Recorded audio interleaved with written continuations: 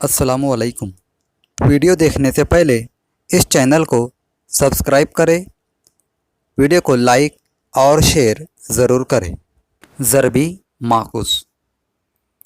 ज़रबी माकूस में लफ्ज़ ज़रबी ये ज़रब से बना है और लफ्ज़ माकूस ये अक्स से बना है, जिसके मायने है उल्टा या उलट। ज़रबी माकूस को हम मुख्तलिफ मिसालों के ज़रिए समझेंगे। मिसाल नंबर 1, 5/6। कसर 5/6 को 5/6 भी पढ़ते हैं। हमने कसर नंबर 1 यानी मिसाल नंबर 1 5/6 लिए। अब इसका ज़रबी माकूस क्या होगा, तो आपको याद रखना है कि ज़रबी माकूस में शुमार कुनिंदा और नसब नुमा के जो आदाद होते हैं या अदद होते हैं उनको अदल बदल किया जाता है। यानी 5/6 को हम 6/5 लिखेंगे।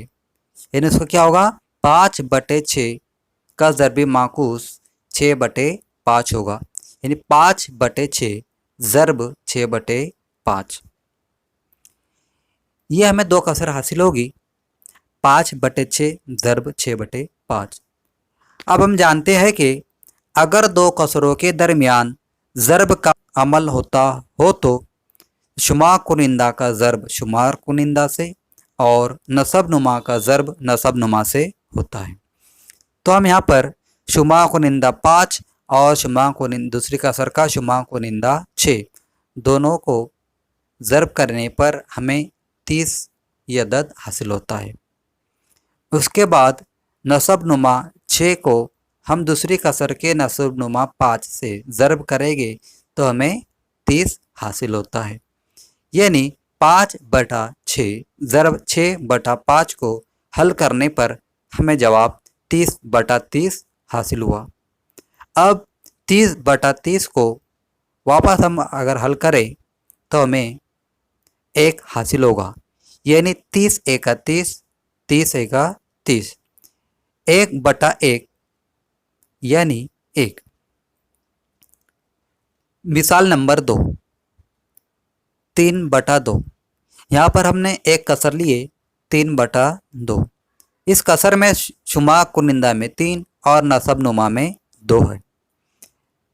3/2 का ज़रबी माकूस 2/3 है।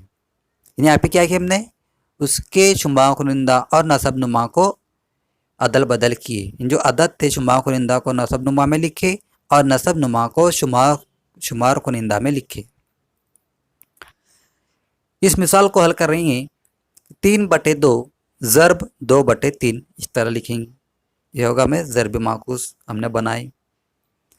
अब दोनों के दरमियान दोनों कसरों के दरमियान ज़रब का अमल है, तो शुमार कुनिंदा 3 और दूसरी कसर का शुमार कुनिंदा 2 का ज़रब अगर किए तो हमें जवाब 6 हासिल होता है। उसके बाद नसब नुमा 2, पहली कसर का नसब नुमा 2 और दूसरी कसर का नसब नुमा 3 दोनों नसब नुमा का ज़रब करेंगे तो हमें जवाब 6 हासिल होता है। यानी 6/6, 6/6 को हल करेंगे तो 6 का 6, 6 का 6 यानी 1/1 यानी 1/1 यानी बराबर 1। मिसाल नंबर 3, 4। अब 4 का ज़रब माकूस क्या होगा, तो याद रखिए यहाँ पर सिर्फ 4 है। आप कहेंगे कि इसका नसब नुमा क्या है, तो आप में से कुछ लोग जानते होंगे कि किसी भी अदद का नसब नुमा ना हो तो उस अदद का नसब नुमा 1 होता है। याद रखना है कि अगर कोई अदद है तो उसका नसब नुमा अगर दिया हुआ ना हो तो उसका नसब नुमा 1 होता है। तो यहाँ पर 4 का नसब नुमा 1 है, 4/1। अब इसका माकूस क्या है, 4/1, तो इसका ज़रबी माकूस होगा 1/4 या 1/4। अब हमारे पास 4/1 ज़रब 1/4 ये दो कसरें हासिल हुई। अब इन दो कसरों को हम हल करेंगे। तो हल करने के लिए हम सबसे पहले शुमार कुनिंदा का ज़रब शुमार कुनिंदा से यानी पहली कसर का शुमार कुनिंदा 4 और दूसरी कसर का शुमार कुनिंदा 1, दोनों को ज़र्ब करेंगे तो 4 ज़र्ब 1 बराबर 4 हमें हासिल होगा। अब उसके बाद हम नसब नुमा को ज़र्ब करेंगे तो नसब नुमा में 4/1 में नसब नुमा में 1 और दूसरी कसर 1/4 में नसब नुमा 4 है। दोनों नसब नुमा का ज़र्ब करने पर यानी 1 ज़र्ब 4 बराबर 4 हमें हासिल होगा। अब जवाब आया 4/4 और 4/4 को हम हल करेंगे तो 4 एका 4, 4 एका 4 यानी 1/1, 1/1 यानी 1। हम दी हुई मिसालों के ज़रिए यानी कसरों के ज़रिए हमें समझ में आ गया होगा कि दी हुई कसर और इसके शुमार कुनिंदा और नसब नुमा की अदल बदल करके मिलने वाली कसर का हासिल ज़र्ब 1 है। तो ऐसी कसरों की जोड़ी को ज़रबी माकूस की जोड़ी कहते हैं।